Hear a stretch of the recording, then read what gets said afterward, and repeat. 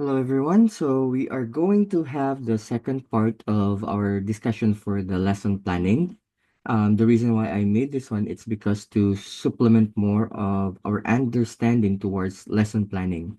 Because I'm not saying that it's going to be tricky, but you may be asking if what if I'm doing is right or sakto ba ko sa ako ang pag-process ani sir, especially in the procedure part. But one thing's for sure, guys, is that we have to take note from the last recording I had. Nga, nagiingon ko dito nga, in one lesson, there will always be lots of ways on how to deliver the topic. So talking about the types of lesson plans that we have, from the traditional to the innovative, we can always experiment and perhaps do critical thinking and to identify which is the best lesson, strategy to deliver that lesson well, no? But again, daghan man gud kay siya kuan way. So you can always be creative on in presenting your topic. So that's why you are being introduced with these different types of lesson plans, because perhaps you can explore and use different types. Okay, again, we have to understand that inside the classroom, of course, students um come in different styles. So we have to be creative. We have to make our approaches unique when we're going to discuss. So by the way, this is my wife. Please do kwan, I'm using her Zoom account. Okay, so please disregard that. Anyways, to present my topic, so there are some lessons that I will be discussing again, but we will just have to do a short recap, okay? Let's start first with the traditional one. Good.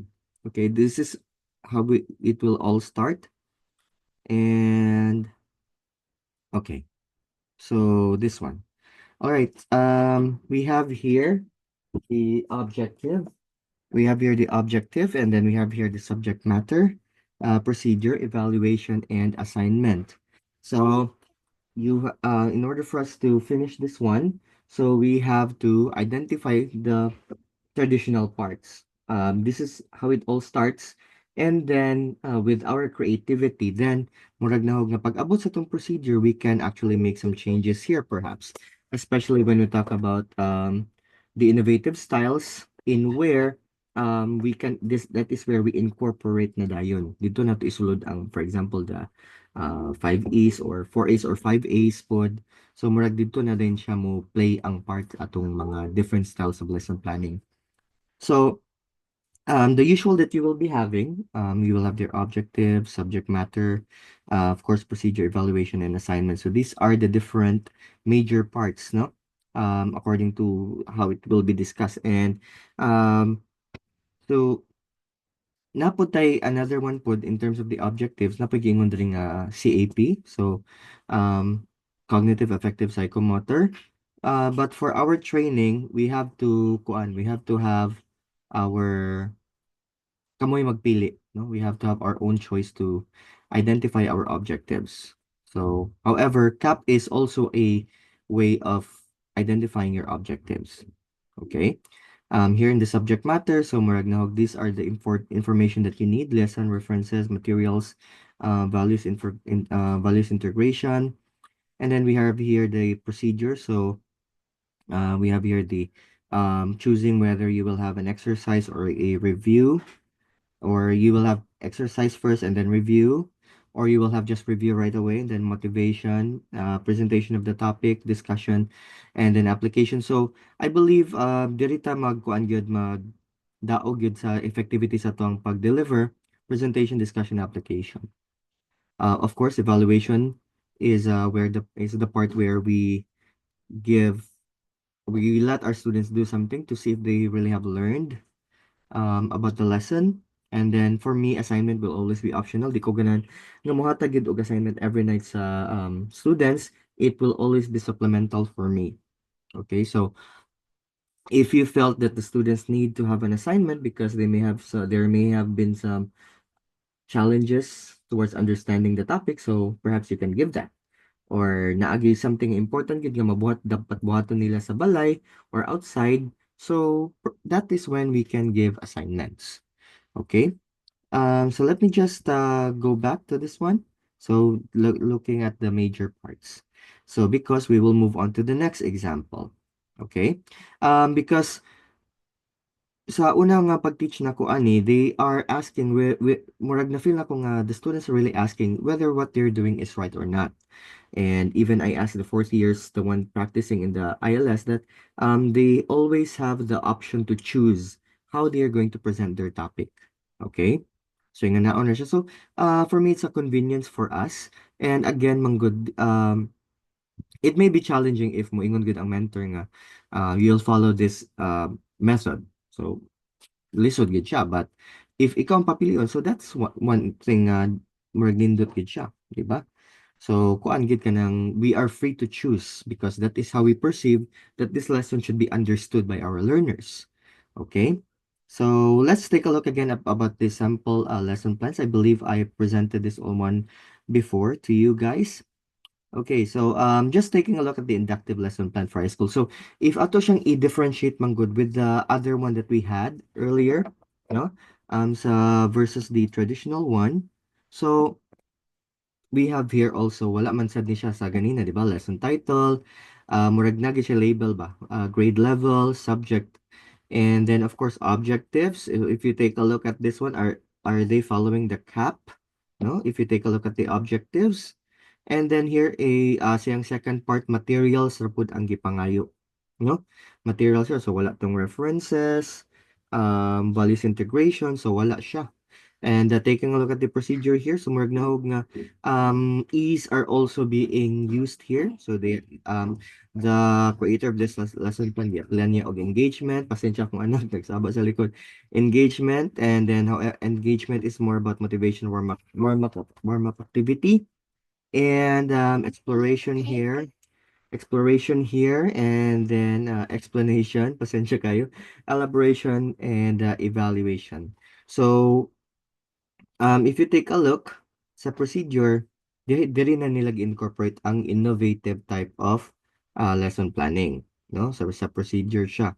And then the last part is actually assignment or homework. So, 'di ba, ganina daghan tog parts ang traditional when it's because ang evaluation naa siya sa kuan sa procedure gi-appeal.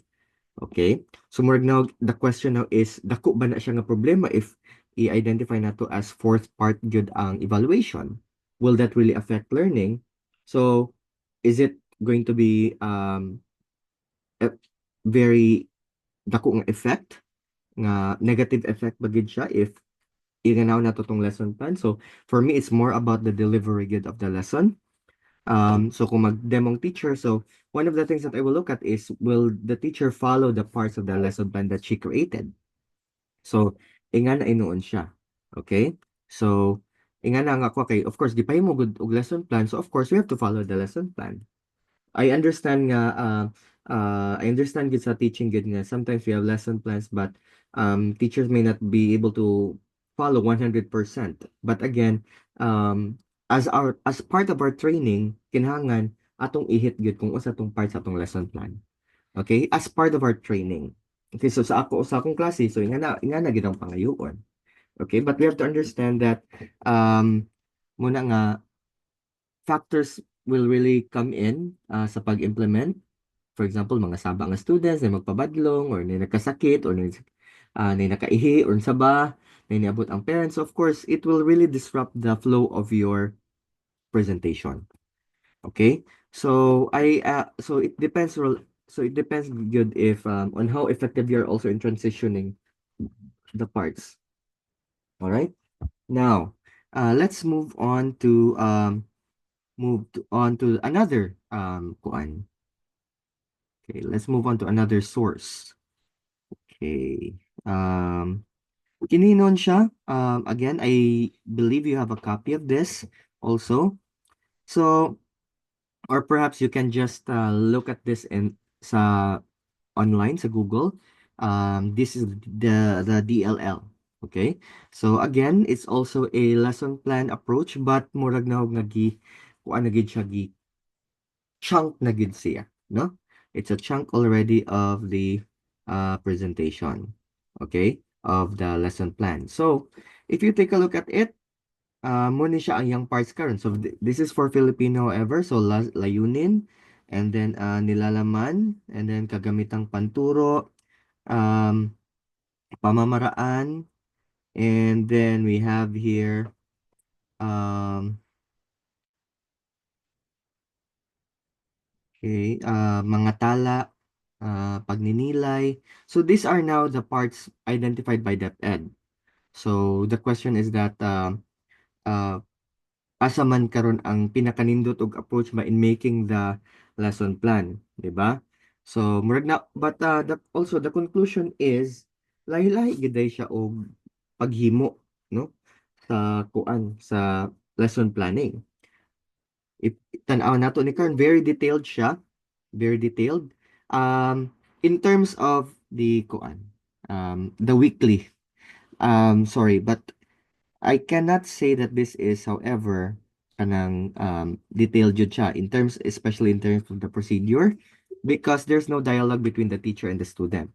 Okay, so we are going to take a look at each parts here, no? So we have here the layunin, and then giusa na gid siya. So weekly na gid iyang approach pod. But contextualizing this in a daily basis, okay? So for example, sa Monday, so identifying there the first parts, no? The first parts that we need to perform for Monday. And then also the napagid siya pamantayan pang nilalaman and then pamantayan sa pagganap and then mga kasanayan sa pagkatuto. So isulat ang code ng bawat kasanayan. Oh. So that is what is being present identified there, no? By the creator of this DLL. And then here, nilalaman. So, pagsunod sa napakinggang panuto. So, kagamit, and then third part, pag niya is kagamitang panturo. So, murag sa, going back to the traditional, murag nahugid ng diretso na ba din tato sa procedure na dayon, di ba? However, sa kagamitang panturo pag yun, na siya isang gunian, and iba pang kagamitang panturo. Okay? And then here sa pamamaraan, so napod siya balik-aral sa nakaraang aralin. Okay, that's nice. And then paghahabi sa layunin ng aralin. And then here we have pag-uugnay ng mga halimbawa sa bagong aralin. So kwan po siya. Very, very kwan po. Iyahang pag-identify no sa mga parts of how to deliver the lesson. Very sophisticated siya. More of pahimutang jud kay ba pagtalaki ng bagong konsepto at paglalahad ng bagong kasanayan number one. By the way, I'll just tell you guys that maybe for me, the more parts that you will identify is that the more you have to be critical with the time. Okay? Dapat mas magbantay ka sa imuhang time nga identify, okay? Kay kanang sa dagan man gud ang parts. So you have to make sure that you are able to implement them sa sakto gyud nga mga times. Okay? Sa sakto gyud nga oras. Okay? So inganaon nato siya pag strategize atong pag-present kay the more parts man gud basin niya dagan kay nga parts may tabo dili na nun ta ka manage sa atong kuan sa tuang oras. Okay? So muna nga we have to be careful about it. So moving on, we have here paglinang ng kabihasan. So, paglalapat ng aralin sa pang-araw-araw na buhay and then dapat ay paglalahat ng aralin, pagtataya ng aralin. So, kuan siya no? Kanang very detailed po ang in terms of the parts, sorry. Okay, not with the content sa pamamaraan. Okay, ang kuan karagdagang gawain para sa tagdang aralin at remediation. Oh, so napatay mga tala pagninilay and then kuan so you are there to report also. So for the DepEd I think this is also convenient for the teachers pud nga nagpresent. The question is will this be applicable to our class? So it's nice also if we will continue to explore. However, we will focus on the traditional approach really of the kuan. Okay? Re Lesson planning. So, you have there now the conclusion that lahi-lahi gid ang approach sa ato ang kuan, sa ato ang mga lesson planning. Okay? So, if you have difficulty on getting these, so again, kini siya sa daily lesson log, makuha ra gid ninyo ni sa Google. And then, of course, I assume you have a copy of these examples. Okay? So, kuan murag na ba nga the conclusion daghan gyud kay tag sources nga pwede nato basihan gyud. Okay? So, perhaps you have to stick on your own and then just make sure to organize them properly, or you can also work the other way around. Identify which which style are you going to follow? May it be classical or may it be innovative? May it be the 5 A's or 4 E's or any other styles that we can think about in order for us to deliver our lesson. Okay? But again, sa tuwang training, it will should be detailed. So if you have questions, feel free to tell your mayor and your mayor will tell it to me or message me if busy si mayor po ninyo. Okay, so thank you very much guys for your time and I'll see you all soon. Thank you very much.